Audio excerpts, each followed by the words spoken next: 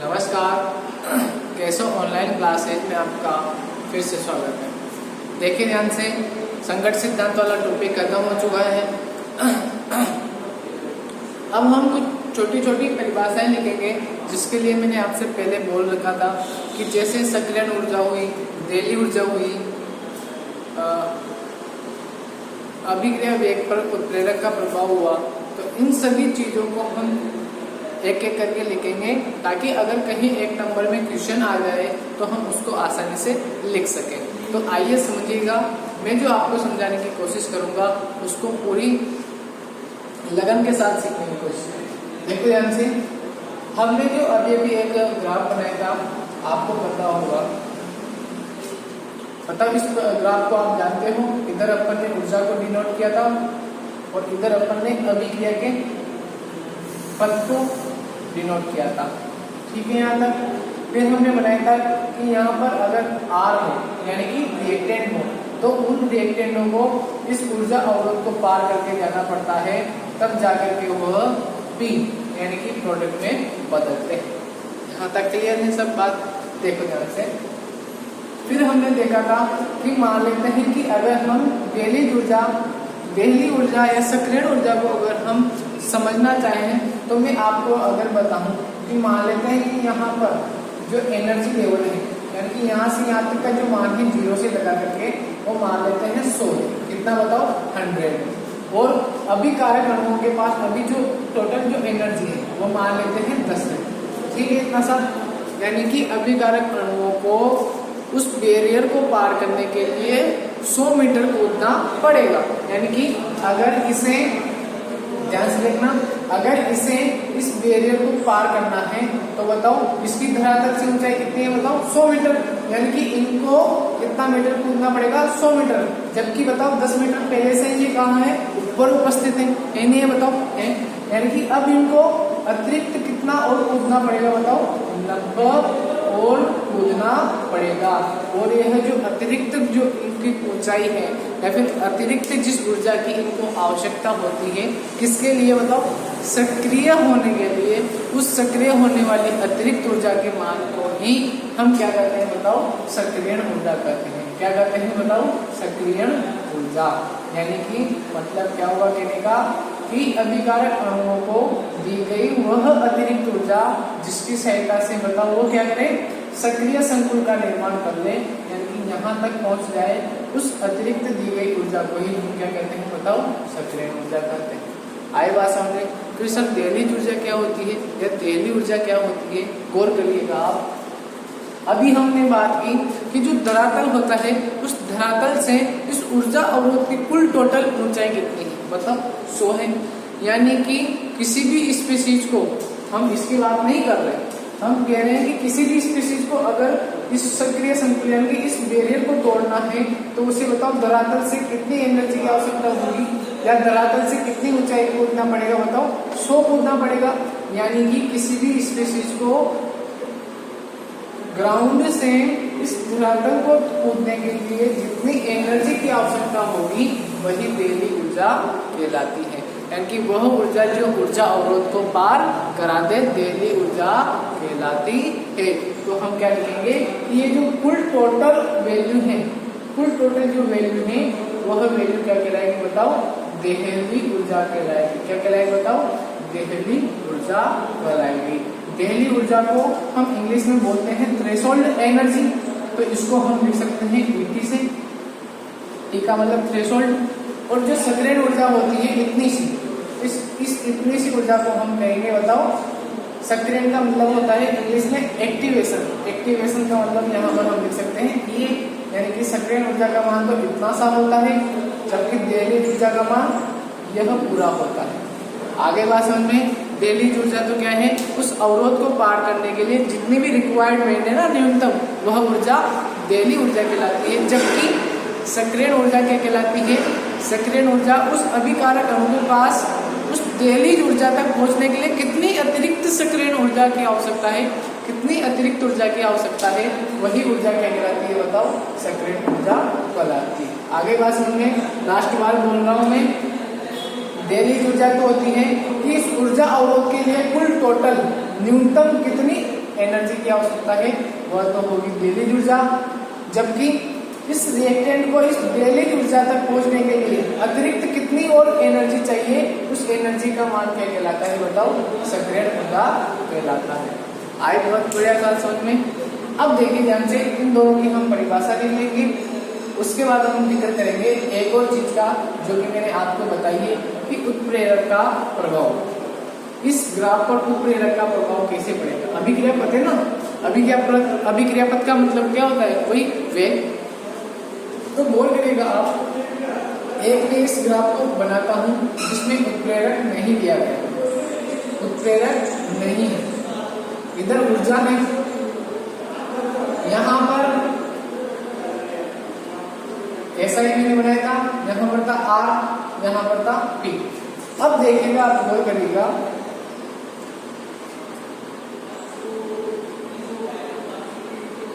यह इधर ऊर्जा है, यह इधर अभिक्रिया पद है सही, जो कि इसमें भी आएगा अभिक्रिया पद, जो कि x अक्ष पर स्थित है, ठीक है, ठीक है। इसमें उत्प्रेरक है और इसमें उत्प्रेरक, सॉरी इसमें उत्प्रेरक है और इसमें नहीं है। तो इसके ग्राफ में क्या डिफरेंट आ जाएगा, देखना ध्यान से बताओ। उत्प्रेरक क्या होते हैं, मैंने आपको जब अभिक्रिया वेग को प्रभावित करने वाले कारक समझाए थे, तब मैंने आपको समझाया था कि अभिक्रिया वेग को प्रभावित किस प्रकार से करते हैं, कौन, उत्प्रेरक। तब हमने लिखा था कि जो उत्प्रेरक होते हैं वे ऐसे कारक होते हैं जो अभिक्रिया के पद को ही क्या कर देते हैं, परिवर्तित कर देते हैं, उसे किसी एक ऐसे पद से गुजारते हैं जिससे कि जल्दी से जल्दी अभिकारक अणु उत्पाद में बदल सकते हैं। यानी कि वे क्या करेंगे बताओ, इन रिएक्टेंटों को जल्दी से जल्दी प्रोडक्ट में बदलने के लिए कुछ न कुछ ऐसा करेंगे जिससे कि जल्दी से जल्दी रिएक्टेंट प्रोडक्ट में बदलना स्टार्ट हो जाए। तो बताओ ऐसा क्या करेंगे, वो करेंगे इस ऊर्जा अवरोध को क्या कर देंगे बताओ, कम कर देंगे। और जैसे ऊर्जा अवरोध कम होगा, जल्दी से जल्दी रिएक्टेंट कूद करके बताओ प्रोडक्ट बनेंगे, नहीं बनेंगे बताओ, बनेंगे। यानी कि उत्प्रेरक क्या करेंगे, इस R के लिए एक ऐसा अभिक्रिया पद प्रदान करेंगे जो क्या करे बताओ, जो कम ही ऊंचाई पर स्थित हो। तो बताओ प्रोडक्ट जल्दी बनेगा, नहीं बनेगा बताओ, बनेगा। क्यों, क्योंकि बताओ इसमें तो इतनी एनर्जी की आवश्यकता हो रही थी, जबकि बताओ इसमें तो थोड़ी कम ही एनर्जी की आवश्यकता हो रही है। यानी कि कम ही एनर्जी प्राप्त करके रिएक्टेंट जल्दी से किस में बदल जाएंगे बताओ, प्रोडक्ट में बदल जाएंगे। यानी कि उत्प्रेरक क्या करते हैं, इस ऊर्जा अवरोध के मान को घटा देते हैं ताकि इनको कम ही एनर्जी की आवश्यकता पड़े। मान लेते हैं अगर यहाँ से यहाँ तक जाने में इनको अगर 100 की आवश्यकता थी, या जैसे 90 की आवश्यकता थी ना इनको यहाँ से यहाँ तक जाने में, अब बताओ इनको कितनी की आवश्यकता होगी बताओ, 70 की आवश्यकता हो जाएगी। तो बताओ जब पहले जो 70 वाले थे या 80 वाले थे वे R से P में बदल रहे थे क्या बताओ, नहीं। लेकिन अब की बार 90 वाले भी बदलेंगे, 80 वाले भी बदलेंगे, 75 वाले भी बदलेंगे। तो बताओ अभिकारक अणुओं की संख्या उत्पाद में बदलने वाले अणुओं की संख्या में वृद्धि होगी नहीं होगी बताओ, हो जाएगी। और जैसे उत्पाद में वृद्धि हो जाएगी वैसे अभिक्रिया वेग का मान क्या हो जाएगा, बढ़ जाएगा। यही तो हमने वहां पे लिखा था। यानी कि एक्चुअली में उत्प्रेरक क्या करता है, इस अभिक्रिया वेग का जो पद है उसको परिवर्तित कर देता है। पहले तो ये था, यानी कि ये वाला था।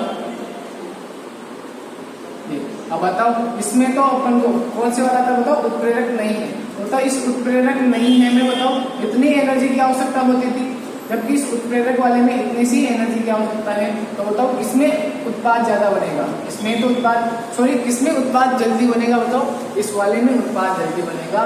क्यों, क्योंकि इसमें अभिकारक अणुओं को कम ही एनर्जी की आवश्यकता होगी। यानी कि जल्दी से कूद करके बताओ इसमें बदल जाएंगे, बताओ प्रोडक्ट में बदल जाएंगे। अब यानी कि उत्प्रेरक क्या काम करता है, उत्प्रेरक इस सक्रियण ऊर्जा के मान को क्या कर देता है बताओ, कम कर देता है, जिससे सक्रियण ऊर्जा के मान में कमी आने के कारण अभिकारक अणु जो सक्रिय हो रहे थे उन सक्रिय अभिकारक अणुओं की संख्या बढ़ जाती है, जिससे उत्पाद का निर्माण भी जल्दी होने लग जाता है और अभिक्रिया वेग भी बढ़ जाता है। आया बिल्कुल समझ में, यही हमें लिखना था। तो सबसे पहले हम लिखेंगे क्या समझाया था, सबसे पहले समझाया था देहली ऊर्जा क्या होती है, फिर सक्रियण ऊर्जा क्या होती है, फिर हम तीसरा जो टॉपिक है वह लिखेंगे कि उत्प्रेरक किस प्रकार से अभिक्रिया पथ को प्रभावित करते हैं। उसमें ये वाला ग्राफ बना देंगे, ये वाला मैंने आपको समझाने के लिए बनाया था। तो इसमें क्या लिखेंगे कि जैसे हम उत्प्रेरक मिलाते हैं अभिकारक अणुओं को सक्रिय ऊर्जा का मान कम ही लेना पड़ता है, यानी कि कम ही ऊर्जा की आवश्यकता होती है, जिस कारण से अभिकारिक अभिकारक अणु उत्पाद में बदलने लग जाते हैं और अभिक्रिया वेग का मान क्या हो जाता है बताओ, बढ़ जाता है। ये इतना सा अपन लिखेंगे, तो आप स्टार्ट कीजिए लिखना।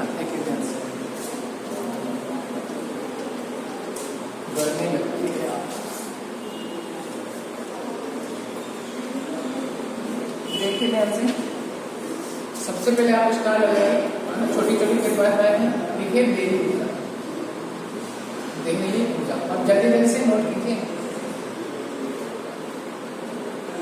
ऐसा करता हूँ, मैं वीडियो को पॉज कर देता हूँ, एक साथ लिख देता हूँ, फिर आप लिख लेना।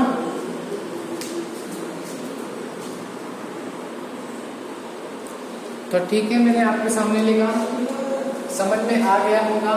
देखो ध्यान से, देली ऊर्जा क्या पड़ा था बताओ, उस ऊर्जा अवरोध को पार करने के लिए जितनी रिक्वायरमेंट है ना, उतनी ऊर्जा को ही हम क्या कहते हैं, देली ऊर्जा कहते हैं या देली ऊर्जा कहते हैं।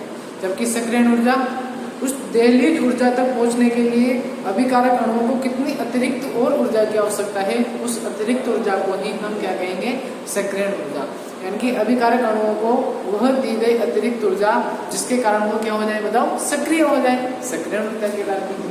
तो वही मैंने लिखा है यहाँ पर, देली ऊर्जा क्या होगी या देली ऊर्जा क्या होगी, वह न्यूनतम ऊर्जा जिसकी सहायता से ऊर्जा अवरोध को पार किया जा सके, वही बात हुई ना, या फिर अभिकारक अणु प्रभावित संघट करके उत्पाद का निर्माण कर सके, देली ऊर्जा कहलाती है। देली ऊर्जा को किससे बताते हैं, ईटीसी। क्यों?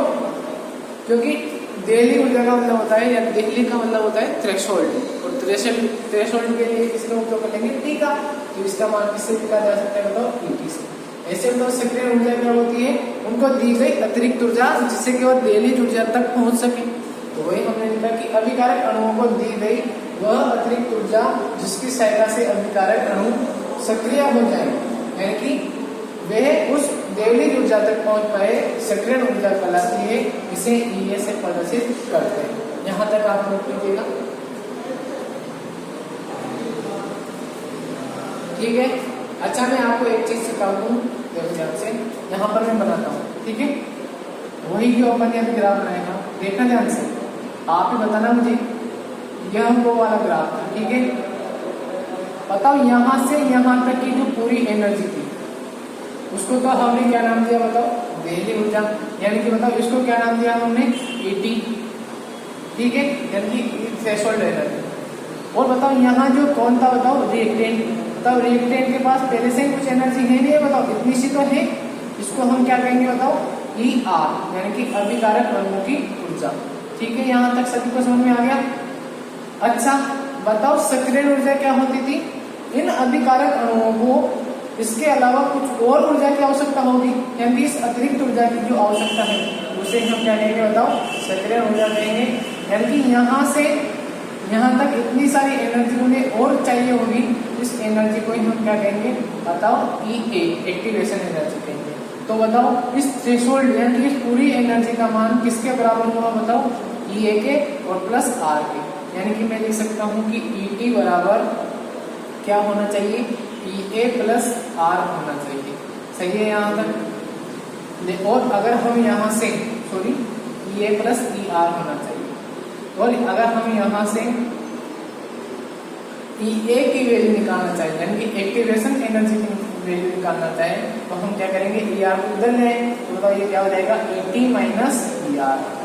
तो अब आपको समझ में आ चुका होगा कि जो थ्रेशोल्ड एनर्जी होती है और एक्टिवेशन एनर्जी होती है, उनमें से बड़ा कौन होगा, दिख रहा है, सबसे बड़ी तो कौन होगी बताओ, activation threshold energy, threshold energy. और उससे कम छोटी क्या होगी बताओ, एक्टिवेशन एनर्जी। यानी कि अगर मुझे एक्टिवेशन एनर्जी प्राप्त करनी है तो मैं इस कुल टोटल में से किसको घटा दूं, जो अभिकारक अणुओं के पास पहले से ही है, तो उस अतिरिक्त ऊर्जा का मान हमारे पास आ जाएगा। तो यह थोड़ा छोटा सा रिलेशन था जो हमें लिखना था, क्या लिखेंगे बताओ, अतः हम लिख सकते हैं, अतः क्या लिख सकते हैं बताओ, अतः सक्रिय ऊर्जा और तो फिर सक्रियण ऊर्जा का मान कैसे निकाल सकते हैं बताओ। कुल टोटल जो एनर्जी थी ना देहली ऊर्जा, उस देहली ऊर्जा में से हम किसको घटा दें बताओ, अभिकारक अणुओं की ऊर्जा को क्या करते हैं बताओ, अभिकारक अणुओं की ऊर्जा को क्या करते हैं घटा दें। तो बताओ किसका मान आ जाएगा, सक्रियण ऊर्जा का मान आ जाएगा। अगर हम इसको सांकेतिक भाषा में लिखें तो क्या लिख सकते हैं कि EA यानी कि एक्टिवेशन एनर्जी का मान अगर हम निकालना चाहते हैं तो हमें क्या करना पड़ेगा, थ्रेशोल्ड एनर्जी में से किसकी वैल्यू को घटा देंगे बताओ, रिएक्टेंट की एनर्जी को घटा देंगे तो हमारा आंसर आ जाएगा। इतना सा आपको लिखना है, लिख लीजिए। और इस वीडियो में इतना ही काफी है। पढ़ते रहिए और रिवीजन करते रहिए। जब भी हमें टाइम मिलेगा तो हम क्लास में डिस्कशन करेंगे ही सही। जो भी प्रॉब्लम हो आपको बताया करो, है ना। सभी सर से शेयर किया करो, चाहे आपको जो भी पढ़ाता हो उनसे बोला करो अगर कोई दिक्कत है तो। ठीक है, आज के लिए इतना ही काफ़ी। Thank you, have a nice day. ये आप नोट कर लेना, समझ में आ गया होगा, मुझे ऐसी आशा है आपसे। ठीक है।